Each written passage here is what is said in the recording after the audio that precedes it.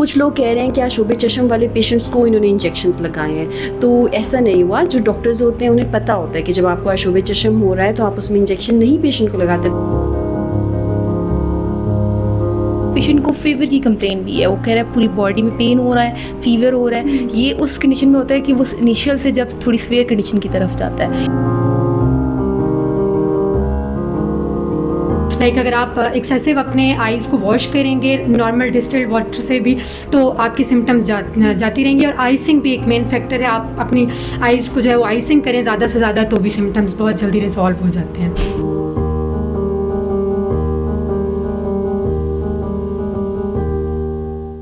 अस्सलाम वालेकुम नाजरीन, आप देख रहे हैं डेली मुमताज़ डिजिटल और मैं हूं कायनात फातिमा। नाजरीन, आजकल आंखों की एक बीमारी आशुबे चश्म बहुत ज़्यादा फैल गई है। एक वायरस है जो आजकल बहुत ज़्यादा लोगों में कॉमन हो गया है और ये बिगड़ता जा रहा है। आपने न्यूज़ में देखा होगा कि लोगों ने जो है ड्रॉप्स डाले जिसकी वजह से उनकी जो बिनाई है वो भी चली गई है। तो ये बिनाई एकदम से इतनी ज़्यादा कैसे फैलना शुरू होगी, इसका क्या इलाज है, आज हम जानेंगे। हमारे साथ आई स्पेशलिस्ट मौजूद हैं, डॉक्टर महानूर, डॉक्टर इस्मत और डॉक्टर एमन। अस्सलाम वालेकुम। वालेकुम अस्सलाम। कैसी हैं जी आप? मैं ठीक हूँ। अच्छा डॉक्टर साहब, बताइएगा कि एकदम से ये आशुबे चश्म जो है ये पहले भी था इधर, लेकिन इतना ज़्यादा फैला नहीं था, तो इसकी क्या वजह है? देखिए, जो वायरसेस होते हैं ना वो ईयरली म्यूटेट करते हैं, ठीक है। अब उनकी जो म्यूटेशंस होती हैं कभी वो ज़्यादा सवियर होती हैं, कभी प्रिडिक्टेबल होती हैं जिसकी बेसिस पे हम वैक्सीन बनाते हैं, कभी वो प्रिडिक्टेबल नहीं होती। इस दफ़ा जो वायरस है ऑब्वियसली वो हर साल आता है, लेकिन इस दफ़ा ज़्यादा जो हुआ है उसकी जो रीज़न है, एक तो अगर हम मतलब एक एनवायरमेंटल पॉइंट ऑफ व्यू से देखें तो फ्लड्स, ह्यूमिडिटी और जो हमारा कॉन्स्टेंटली जो क्लाइमेट चेंज हो रहा है और जो पोल्यूशन हो रही है, ठीक है, उसकी वजह से भी लोगों की इम्यूनिटी डाउन हो रही है। तो वायरसेस आपको अटैक कर देते हैं when you are under stress और whenever your immune system is compromised, ठीक है। दूसरा, आप बात कर रही थी कि आशुबे चश्म जो है जिसे हम एडिनोवायरल कंजंक्टिवाइटिस कहते हैं, और जो दूसरा मसला है जिससे आजकल लोगों की आईसाइट जा रही है, ये दोनों अलग अलग इश्यूज़ हैं। जो आईसाइट जा रही है वो बिकॉज ऑफ सर्टेन इंजेक्शंस हो रही है जिसके बारे में जो है अभी तहकीकात हो रही हैं।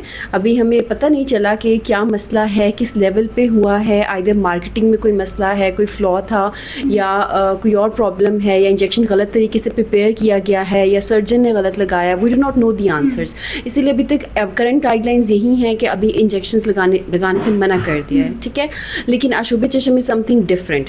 कुछ लोग कह रहे हैं कि आशुबे चश्म वाले पेशेंट्स को इन्होंने इंजेक्शंस लगाए हैं, तो ऐसा नहीं हुआ। जो डॉक्टर्स होते हैं उन्हें पता होता है कि जब आपको आशुबे चश्म हो रहा है तो आप उसमें इंजेक्शन नहीं पेशेंट को लगाते, बिकॉज पेशेंट ऑलरेडी एक बहुत वल्नरेबल स्टेट में है, ठीक है। So these two are very different topics. सही। तो डॉक्टर महानूर, आपसे ये पूछना चाहूँगी, जो आशुबे चश्म है उसके सिम्टम्स क्या होते हैं? जब वो स्टार्ट होता है तो उसके मेनली सिम्टम्स क्या हैं?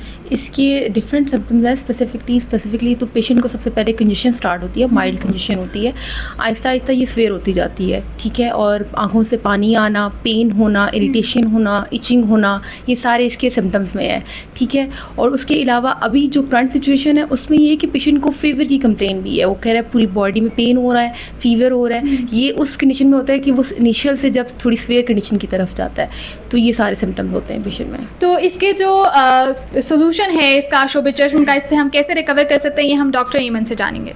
अस्सलामुअलैकुम। अच्छा, इसकी ट्रीटमेंट बेस्ड करती है कि आपकी सिम्टम्स क्या हैं। तो अगर माइल्ड कंजेशन है आपको और आइज़ में से पानी या वाटरिंग वगैरह ज़्यादा हो रही है तो हम एंटीबायोटिक सजेस्ट करते हैं। उसके अलावा कोई भी लुब्रिकेंट आर्टिफिशियल टीयर्स देते हैं साथ में। लेकिन अगर आपकी सिम्टम्स में मतलब इचिंग भी इंक्लूडेड है तो साथ में हम एक एंटी एलर्जिक भी जो है वो रिकमेंड करते हैं पेशेंट को। और साथ में मेनली जो इसका फोकस है वो ये है कि आप इसकी प्रिकॉशंस जितने अच्छे से कर सकते हैं। लाइक अगर आप एक्सेसिव अपने आइज़ को वॉश करेंगे नॉर्मल डिस्टिल्ड वाटर से भी तो आपकी सिम्टम्स जाती रहेंगी। और आइसिंग भी एक मेन फैक्टर है, आप अपनी आइज़ को जो है वो आइसिंग करें ज़्यादा से ज़्यादा तो भी सिम्टम्स बहुत जल्दी रिजॉल्व हो जाते हैं। ठीक है जी, थैंक यू सो मच, आपने हमें टाइम दिया। जी नाज़रीन, उम्मीद करती हूँ कि आज के प्रोग्राम से आप लोगों को बहुत कुछ सीखने को मिला होगा, आप लोगों की हेल्प हुई होगी। अगर आप भी इस बीमारी से सफ़र कर रहे हैं या आपको हमारे प्रोग्राम से कोई हेल्प हुई है तो दिए गए कमेंट सेक्शन में ज़रूर बताइएगा। अब तक के लिए अपनी मेज़बान कायनात फातिमा को दीजिए इजाज़त। अल्लाह हाफ़िज़।